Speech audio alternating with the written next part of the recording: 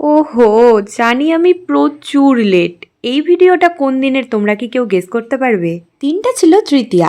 সেই দিন আমরা 3 বান্ধবী মিলে বেরিয়ে পড়েছিলাম প্যান্ডেল হপিং এর উদ্দেশ্যে। সাথে তো অবশ্যই হবে প্রচুর ছবি তোলা ও খাওয়া দাওয়া। প্রথমে আমরা বেরিয়ে পড়ি দিনহাটার খুব ফেমাস একটা মণ্ডপ, সেটা হচ্ছে প্রেম মন্দির, যেটা কিনা হয়েছিল আমাদের আদর্শ ক্লাবে। রাস্তায় এতটাই জ্যাম ছিল যে অনেকটা পথ আমাদের হেঁটে যেতে হয়।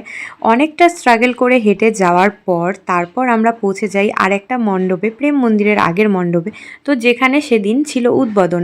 আর সেখানে উপস্থিত ছিল আমাদের উত্তরবঙ্গের উন্নয়ন মন্ত্রী উদয়ন গুহ মহাশয়। তো সেখানে কিছুক্ষণ দাঁড়িয়ে আমরা প্রোগ্রামটা দেখি। এটা ছিল কিশোর সংঘ, তারপরে হচ্ছে আদর্শ ক্লাব, মানে যেখানে আমরা যাব। তো দেখো রাস্তার আলোর থিমটাও কতটা সুন্দর হয়েছে।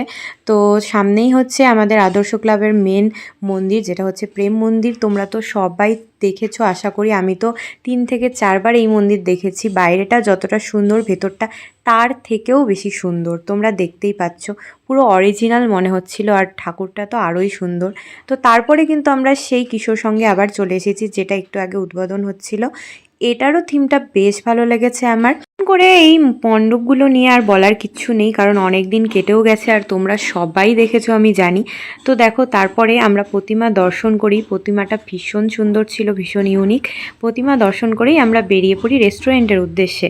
তো প্রথমে আমরা স্টার্টারে নিয়ে নিই মোমো, যেটা মোটামুটি ছিল খেতে। আর তারপরে আমরা নিয়ে নিই চিকেন বিরিয়ানি।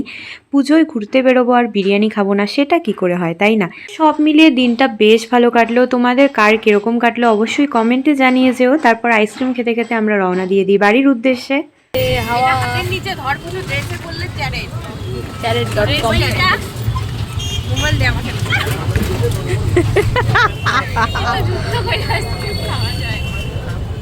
দেখো আমরা প্রচুর ফান করি, তোমরাও আমাদের মতন এরকম করো কিনা অবশ্যই কমেন্টে জানিয়ে যেও। বাই।